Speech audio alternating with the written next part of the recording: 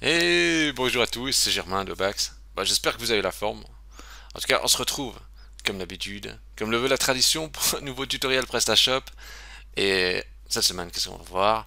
Comment effectuer un audit de votre boutique PrestaShop pour votre référencement avec des outils gratuits, rien que ça. Le but étant de savoir, de tester avec quelques petits outils gratuits, même sans login, etc. De pouvoir faire un check sur le SEO de votre boutique et voir si on arrive à trouver des informations intéressantes. Et, en fait, pour savoir ce qui ne va pas sur votre boutique PrestaShop, est-ce qu'on est obligé de faire appel à un expert SEO? Pas forcément. En fait, souvent on peut déjà dégrossir le terrain avec des outils. Alors bien sûr, on va dire, l'humain ne sera jamais remplaçable comme pour beaucoup de choses, mais ça permet déjà de faire une partie du chemin. Et surtout que pour avoir déjà échangé avec des collègues qui font du SEO, souvent en fait les problèmes, il y a beaucoup de problèmes qui sont basiques, qui reviennent souvent, et que finalement ça ne nécessite pas forcément tout de suite leur intervention. Ouais. Ce que je veux par là, c'est que vous pouvez déjà dégrossir le terrain avant d'aller voir un expert. Et si les recommandations, on va dire vos problèmes sont déjà basiques, alors un outil automatique peut potentiellement les identifier. Et la grande question qu'on va se poser, c'est déjà voir si on peut, sans dépenser d'argent, faire un audit du site et l'améliorer. C'est un peu ça le challenge. Et il y a des services gratuits qui permettent de faire le point. Alors j'en ai pris un petit peu vraiment aléatoire, comme ça, pour voir un petit peu ce que ça donne. Et ce qu'on va faire nous justement, c'est on va tester ces quelques outils et on va tirer des conclusions. Donc avant de faire appel à un spécialiste, essayez d'optimiser ce que vous pouvez. Et bien souvent, vous pouvez déjà faire progresser votre boutique sans l'aide d'un expert. La grosse difficulté où elle se trouve, c'est de savoir quels sont les points valables à optimiser. Et peut-être que durant notre test, eh bien, on va obtenir des similarités en différents outils. Ils vont dire, ok, ici il y a une lacune, et je vais essayer de vous montrer la méthodologie pour arriver à réussir à comprendre où sont les lacunes et à corriger les points valables. Je vous donnerai aussi quelques recommandations sur les points que j'estime en principe moins importants au niveau de l'optimisation et que vous pouvez potentiellement laisser de côté. Voilà. Dans tous les cas, ce qui compte, c'est d'optimiser un point et d'avancer petit à petit. Hein. Donc, dans le mois qui suit, vous optimisez un point, le mois d'après, vous optimisez un autre point, etc., etc., et vous itérez comme ça. C'est ça qui est important. Euh, le but, c'est juste de ne pas être statique et de faire en sorte qu'il y ait quelque chose qui change sur votre site pour vous rapprocher d'un idéal. Voilà. Sachant que la perfection n'existe pas en SEO, il n'y a pas une fin en soi. Donc voilà. Je crois que tout est dit. C'est parti, on y va. Go! Donc, euh, alors, vous voyez, je suis sur le site de Pylone. Alors pourquoi je suis sur le site de Pylone? Parce que au moment de télécharger PrestaShop, ils ont mis en avant Pylone, donc qui est un peu, je pense maintenant, un peu l'emblème de PrestaShop. Donc, on va se baser sur eux et on va dire, ok, bon, on va faire un audit. Je ne connais pas Pylone, je ne connais pas leur site. On va faire un audit. On va partir du principe que comme c'est Pylone qu'ils ont mis en avant par PrestaShop, ils ont quand même des moyens solides. Donc forcément, ils doivent avoir fait les choses bien. Alors on va se dire, allez, on est déjà un peu dans une Rolls et on se dit, est-ce qu'on peut optimiser encore une Rolls? Voilà, c'est ça un peu l'état d'esprit. Alors, quel est déjà le bon comportement à avoir pour justement faire un audit SEO? Franchement, moi je vais vous dire, hein, j'ai rien inventé. Ce que vous pouvez faire, c'est vous faites une recherche dans Google, audit, SEO, tool, gratuit, voilà. On recherche des choses comme ça et on essaye de tomber sur justement des outils de ce type qui peuvent nous faire un audit SEO de notre boutique, voilà, ou par exemple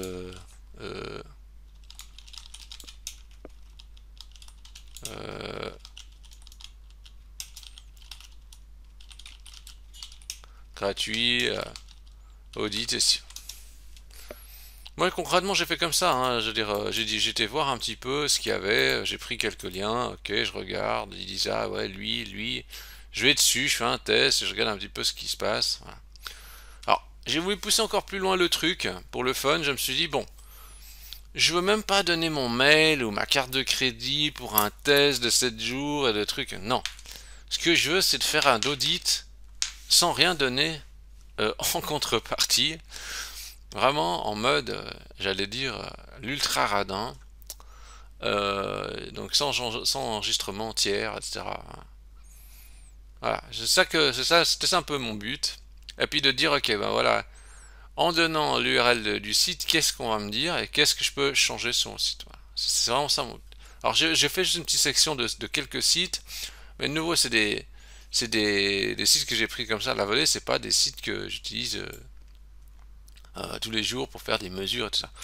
Juste pour info, hein, on va vraiment avoir des trucs gratuits, mais si vraiment vous voulez vraiment avoir un outil, vous voulez investir plutôt sur un outil pour faire un audit, moi ce que je trouve intéressant, après ça c'est personnel, hein, vraiment, selon les goûts et les couleurs, mais moi j'avais trouvé intéressant c'est l'outil RM Tech. Donc voilà, si vous voulez quelque chose de premium, essayez de regarder de ce côté-là. Nous, ce qu'on va vraiment voir, c'est on va voir vraiment les outils gratuits. J'en prends un au hasard.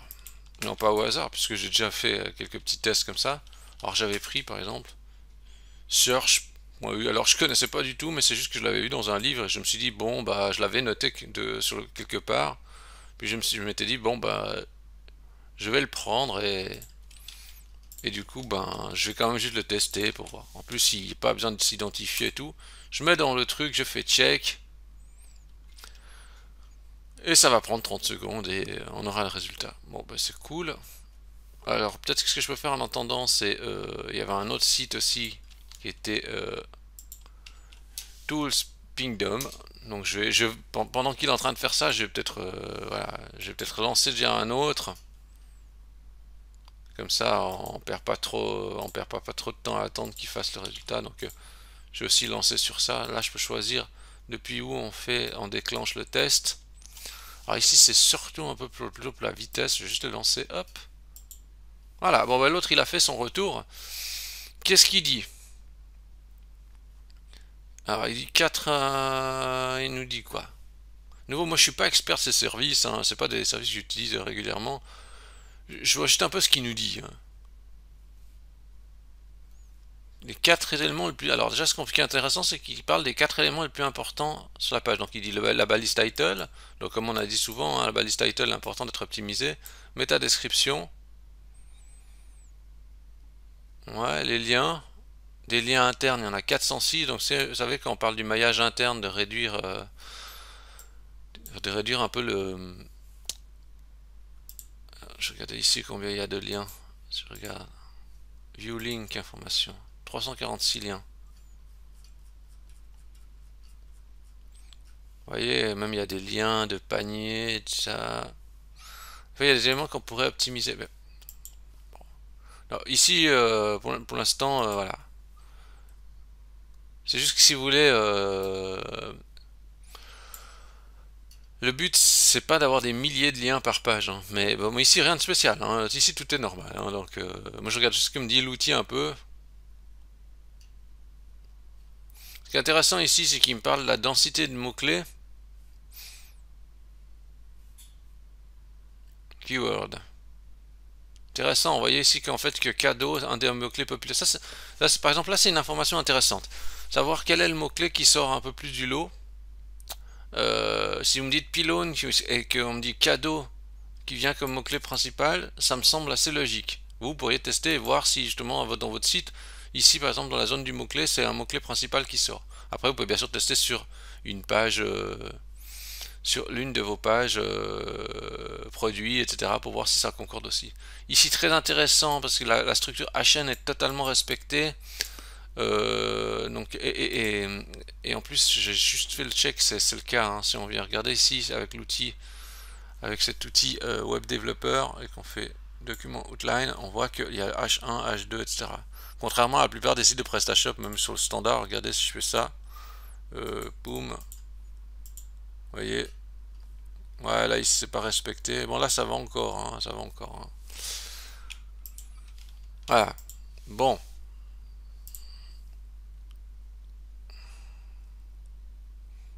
Je regarde un petit peu ce qu'ils disent hein, là-dedans, hein. Ouais, ouais, ouais, ouais. Il dit qu'il a trouvé un robot TXT. Ouais, non, il dit qu'il y a un problème ici, quoi.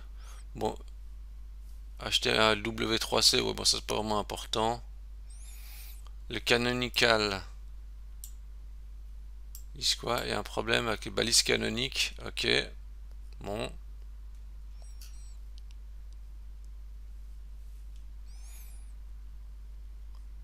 Je regarde un petit peu hein, qu'est-ce qu'il nous dit hein, le truc. Hein.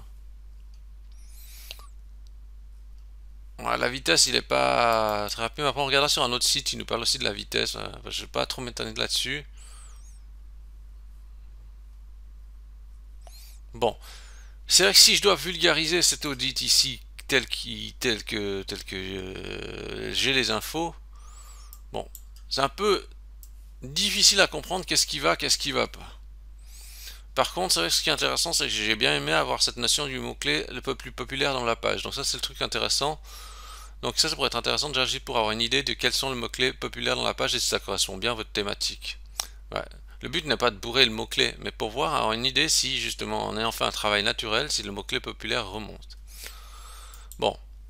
Deuxième outil, qu'est-ce qu'il a dit lui, il teste surtout c'est surtout un problème d'un questionnement de vitesse. Ici, il a dit quoi? Il a dit, il a donné une note de justement 80. Ok. Et il a mis une notation de C. Bon, ok. Est-ce qu'il nous dit autre chose?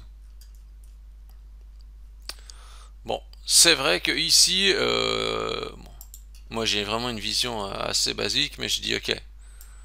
Quand on est orange, ça veut dire que c'est pas dramatique, quoi. Donc si moi je me dis hein, mon grade il est en orange, faut croire que ça va. Si mon grade il était en rouge, peut-être je pourrais me poser des questions. Mais encore, on verra ça plus loin. Donc moi je vais juste prendre un autre outil. Je passe plus loin.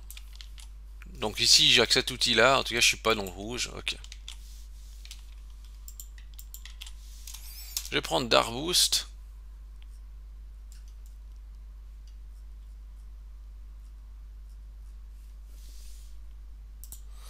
Alors, je vais peut-être prendre ici Darboost, tester la rapidité. Et il me semblait que je pouvais tester comme ça. Je dois passer par là. Alors, je viens de retomber sur une autre page ici, c'est Darboost /fr analysis. Ok. Je vais actualiser ça dans mon fichier là. Voilà. Donc on va remettre notre site pylône et on va voir qu'est-ce qu'il dit. Analysons. Donc c'est vrai que là ce qu'on a vu pour l'instant on a vu bon bah on a pu voir le mot clé, on a pu voir qu'il y avait on a pu mesurer un peu les mots clés sur la page, c'était ça qu'on a eu comme info. On a pu voir que le site n'était pas dans le rouge au niveau de sa vitesse. On va voir maintenant qu'est-ce qu'il nous dit Darboost, si on peut faire quelque chose d'intéressant avec ça. Alors, je vais censé lancer un autre outil, donc c'est outil ref. Voilà, audit SEO, le outil ref. Hop. Je vais analyser de nouveau. Ah, il dit on peut mettre ça. Je ne veux pas qu'outil ref. Bon. Alors qu'est-ce qu'il nous dit outil ref? Alors ce que j'aime bien déjà juste là, c'est que ça a l'air un peu ludique ici déjà. J'aime bien parce qu'il dit 12 problèmes, ok. Donc 12 problèmes, ça veut dire 12 trucs à corriger, quoi. Alors,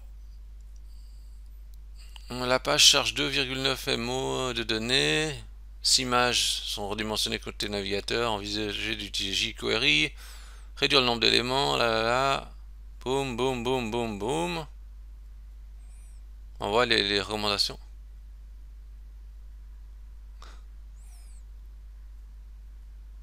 C'est vrai qu'il y a une notion aussi d'expérience à avoir là-dedans. C'est pas toujours évident. Mais moi, quand je vois les recommandations ici, c'est Même il y a des images qui sont chargées trop tôt, là là, réduire le nombre d'éléments du DOM. Tout ça en fait, ça sert à rien quoi. D'ailleurs il dit les bases sont là, donc ici on n'est pas critique en fait. À quoi bon passer du temps de corriger des choses comme ça, changer la version de jQuery, mais qu'est-ce que c'est que cette recommandation quoi? C'est c'est vrai qu'ici, nous, on voit qu'on on est un peu comme ici, on est dans l'orange au niveau de la notation, si on parle de vraiment de vitesse, etc. J'ai pas voulu utiliser Google Speed hein, pour faire le test classique, j'utilise des outils autres hein, pour voir. Mais, mais ici, dans les recommandations, des choses à corriger, concrètement, il n'y a rien à corriger, quoi. Corriger ça, ça n'aurait pas d'incidence directement sur votre visibilité et vos ventes, quoi, concrètement. Donc Darboost nous apprend pas grand chose, il met des problèmes en avant, mais en plus c'est vraiment, enfin pour moi c'est anecdotique, voilà, ce genre de choses à corriger. Alors là je vais regarder sur Outiref, qu'est-ce qu'ils nous disent, qu'est-ce qu'ils peuvent nous dire, un truc intéressant. Euh, qu'est-ce qu'il nous dit Outiref? Alors il parle du contenu de la balise title, alors ça c'est intéressant parce qu'il met en avant la balise title, voilà. Votre titre est légèrement trop court. Mais alors là, nous, il faut prendre à la mesure. Regardez. Si je cherche par exemple ID cadeau. Regardez la longueur des titres qui sont mis ici. Regardez la longueur des titres. Ils sont pas très longs. Alors dire que ça c'est trop court, ça veut dire que le contenu après il va être coupé. Donc moi je pense que non, le contenu, la longueur n'est pas trop courte quoi. C'est tout à fait, c'est tout à fait pertinent. Hein. Mais qu'est-ce qu'il dit? Ah bon, il me donne un exemple avec abondance. Regardons. Abondance SEO. Regardez. La capture. Abondance. Actualité des moteurs de recherche et du référencement. Hein, regardez, c'est plus court ça que ce qu'il montre ici en fait. Donc l'exemple qu'il montre il est même pas vraiment valide. Bon. En tout cas, c'est bien parce qu'il si vous voyez que votre titre il a l'air à côté de la plaque, ben vous pouvez le rectifier. La métadescription. Normalement c'est censé faire quelque chose là.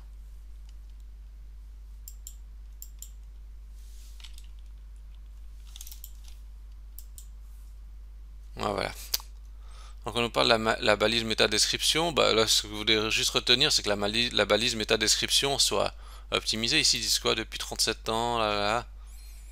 Ouais, ouais, ben ça c'est très bien. Il y a une métadescription, méta-keyword, bah, c'est plus utilisé. Alors, je sais pas même pas pourquoi ils le montrent. Les URL, là, bah, ils disent votre URL ne contient ni underscore ni tiret bas, ce qui est une bonne chose. Bah voilà, c'est bien, ils proposent. Qu'est-ce qu'ils disent? Ah, il y a des petits conseils et tout ça. Bon, en gros, dans PrestaShop, en fait, si vous faites ça bien, je veux dire, ce qu'il faut garder un œil dans PrestaShop, c'est peut-être sur ici dans les paramètres de la boutique produit.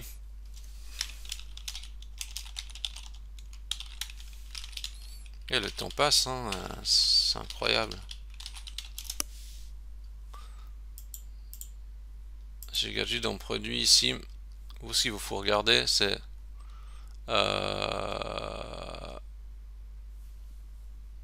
voilà, donc je reviens. Ces paramètres de la boutique produit, là vous avez forcé la mise à jour des simplifiés. Mettez ah oui, ça veut dire que si vous changez le nom du produit par exemple, bah, l'URL simplifiée elle suit automatiquement. Je vous conseille vraiment de mettre ah oui, sinon vous allez risquer d'avoir une URL simplifiée qui n'a rien à voir avec le nom du produit. Donc ça c'est juste que je conseillerais de le faire. Ok, la structure HN, c'est ce qu'on vient de voir avant, H1, H2, etc. C'est bien structuré. Donc ici il dit qu'il on peut sauter des niveaux, passer de H3 à H6, etc. Voilà. Mais là c'est intéressant, il la met bien en avant, donc il la présente.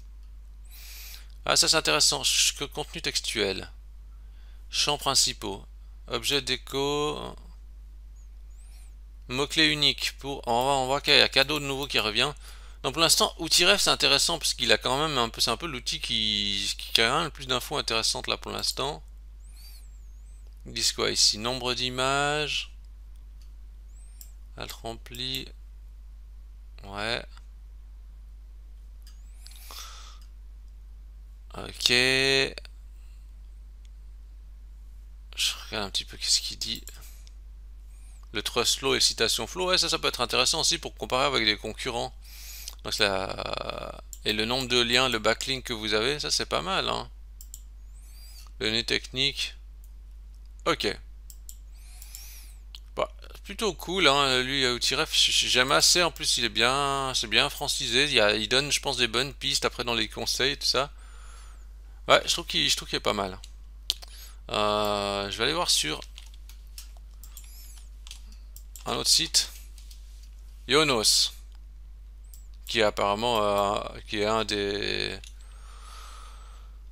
euh, qui est quand même un des hébergeurs français assez puissant. Donc qu'est-ce qu'il nous dit ici? Ah ouais, accepter les conditions. Hop, on lance le truc. Je vais aussi gagner un petit peu de temps. J'ai déjà lancé les deux autres sites aussi. Il y avait aussi celui-ci.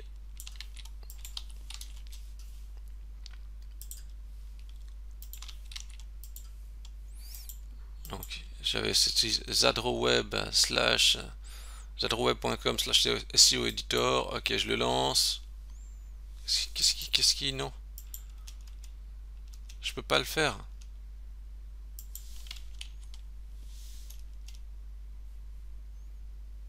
Il veut plus. Et puis si je vais en navigation privée, est-ce qu'il serait d'accord?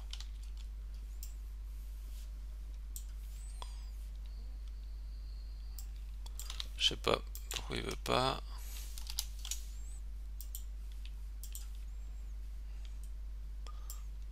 Là, je vais remettre aussi dans lui.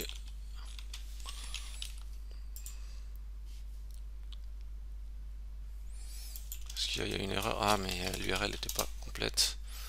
Faire analyser tout ça.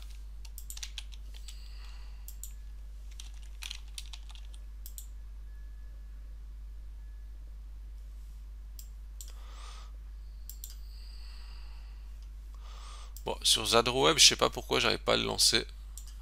Alors, je vais juste me limiter aux deux autres. On va pas. Je vais regarder sur Jayonos. Qu'est-ce qu'il dit? Yonos, il dit quoi? Votre site n'est pas bloqué par Google. Quelle nouvelle! Ah! Mais c'est vrai que des fois, ça peut être un problème. Votre site ne bloque pas les moteurs de recherche et tout ça. Ok. Les titres sont trop courts. Ils sont vraiment possédés par ça. Vos descriptions sont trop courtes.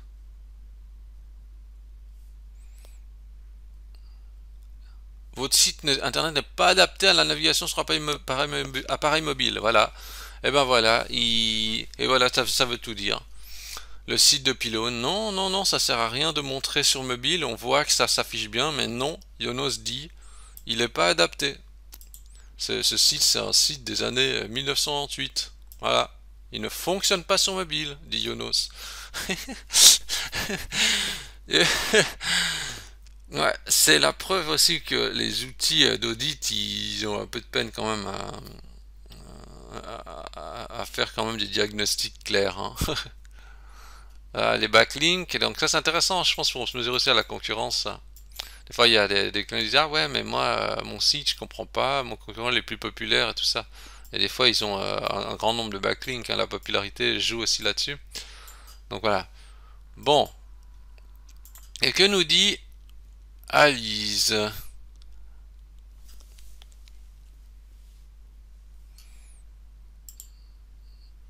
Alors, est-ce qu'il a fait son analyse? Ici, on voit pas trop de mots-clés. Il dit quoi?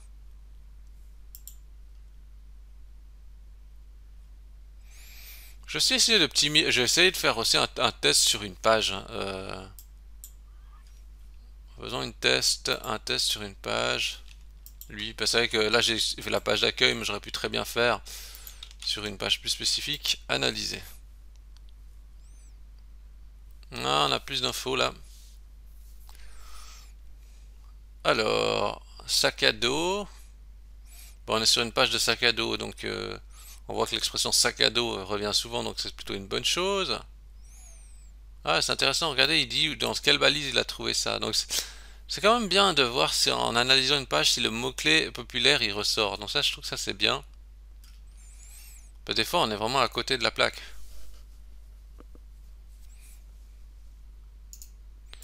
Ouais, juste pour le fun. Je vais juste voir si je suis à côté de la plaque. Parce qu'il se peut, hein, je veux dire. Moi, ça devrait être PrestaShop qui ressort en premier, mais c'est même pas sûr. Alors, on dirait qu'il a de la peine à analyser les pages d'accueil. Juste ça, pour voir. Ah, et bon. Non, on doit s'enregistrer, on a atteint la limite, alors je vais pas forcer le truc. Données structurées. Les données structurées sont valides, ah, bah, ça c'est bien. Il conseille quoi? Absence du type organisation. Ouais, bon ben voilà.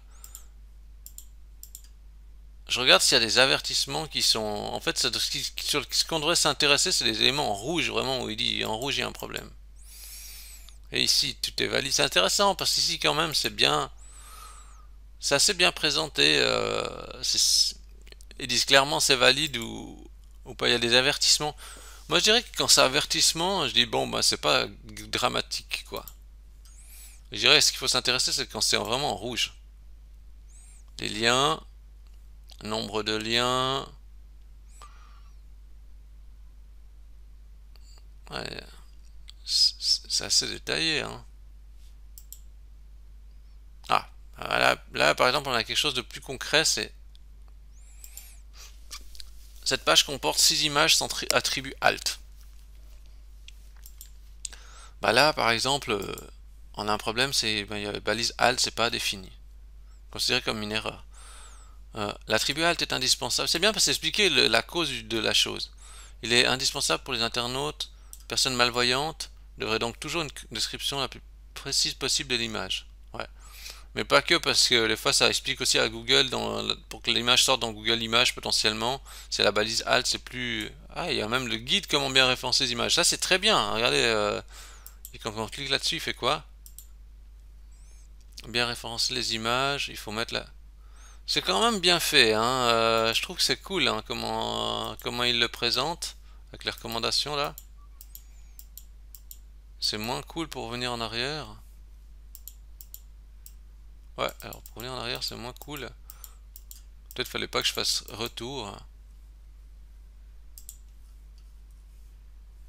Ouais, peut-être qu'on peut pas faire retour.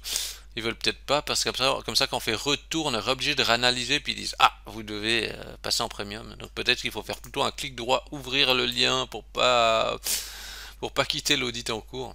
Ok. Alors si je regarde juste par rapport à ça, cette recommandation, donc il dit par exemple il y a un problème avec la base alt de l'image, je vais avec mon inspecteur ici, hop, boum, et c'est vrai qu'il n'y a pas de balise alt sur l'image. Après, du coup, vous pouvez très bien dire, une fois que vous êtes dans cette situation, vous dites, ok, mais il n'y a pas de balise alt sur les images, et d'ailleurs, c'est peut-être sur l'ensemble du site, en fait, qu'il n'y a pas. Ici, en l'occurrence, il n'y a pas la balise. Ah, si, ici, il y a. Attendez, ici, il y a. Et là, il n'y avait pas. Ah non, il y a ici, mais il n'y a peut-être pas sur d'autres, peut-être. Peut-être sur les petites qu'il n'y a pas.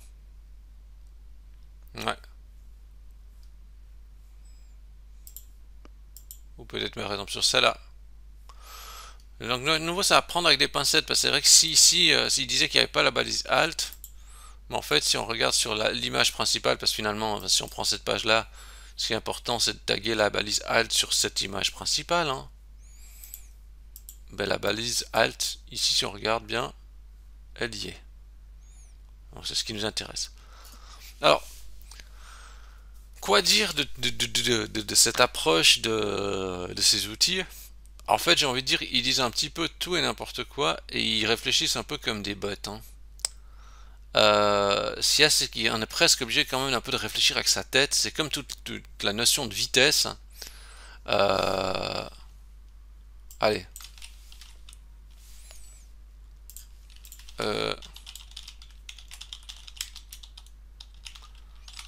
Des fois, les outils ils sont possédés par la vitesse d'un site. Je veux dire, vous savez pourquoi, pourquoi Google veut absolument que les sites soient rapides? Plus les sites seront rapides, plus ils vont gagner d'argent. Bah oui, ils auront moins besoin d'acheter de serveurs et de bandes. Ils alloueront moins de bandes passantes et tout ça. Alors l'internaute, oui, mais c'est pas leur préoccupation première. Ce qui les intéresse, c'est d'être le plus rentable possible. Donc c'est vrai que, regardez encore une fois de plus, regardez Pylone sur mobile, il fait 30 de natation. Est-ce que vous pensez que ça les empêche de vendre? Pas du tout. Donc même ne testez pas trop non plus, ne soyez pas possédé par la vitesse. La vitesse c'est un des critères, mais c'est pas le plus important. Nouveau, si vous avez une page qui répond exactement à l'intention de l'internaute, c'est plus important que qu'il soit rapide, quoi. Alors, si vous avez les deux, c'est très bien, mais basez-vous plutôt sur la perception. Est-ce que vous avez l'impression que votre site est lent quand il se cherche sur mobile? Si c'est pas le cas, c'est bon. Ne cherchez pas plus loin.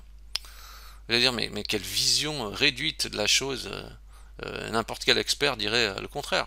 Non, mais c'est du bon sens, clairement. Il n'y a qu'à voir ici. Parce que le problème aujourd'hui, c'est pas d'avoir un site rapide sur mobile, c'est avoir un site que les gens ont envie d'aller voir sur mobile. Pylone, ils ont leur nom de marque, ils sont ancrés dans la tête des gens. Les gens vont aller sur leur site, pas de problème. Par contre, avoir un site rapide, c'est moins difficile que d'avoir un site qui génère de l'intérêt. Et c'est ça aussi une des problématiques du SEO, c'est que tous ces outils sont intéressants parce qu'ils permettent de visualiser certaines lacunes, mais vous devez vous poser vraiment une question de fond sur ce que veulent vos clients. Est-ce que justement l'offre est assez soignée? Est-ce que le site est joli? Est-ce que l'offre, comme on a vu tout à l'heure ici, si on voit, je vais pas vraiment rentrer en détail dessus le site, mais on voit que c'est bien présenté, c'est joli, les boutons sont bien formés, tout est bien aligné, etc. On voit qu'il est propre, le site est vraiment super clean. Et ça sert à rien d'optimiser la vitesse à tout prix alors que vous avez une image qui est vraiment qui présente mal le produit. Vous voyez ce que je veux dire? Quoi qu'il en soit, j'ai trouvé intéressant de faire ce petit test avec ces outils gratuits sans login.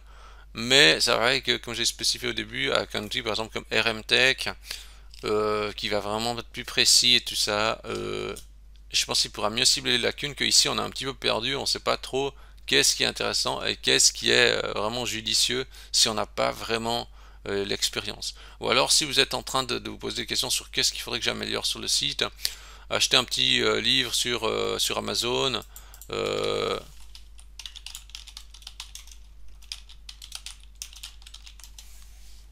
Un livre sur débuter le référencement, hein, voilà, un petit truc comme ça.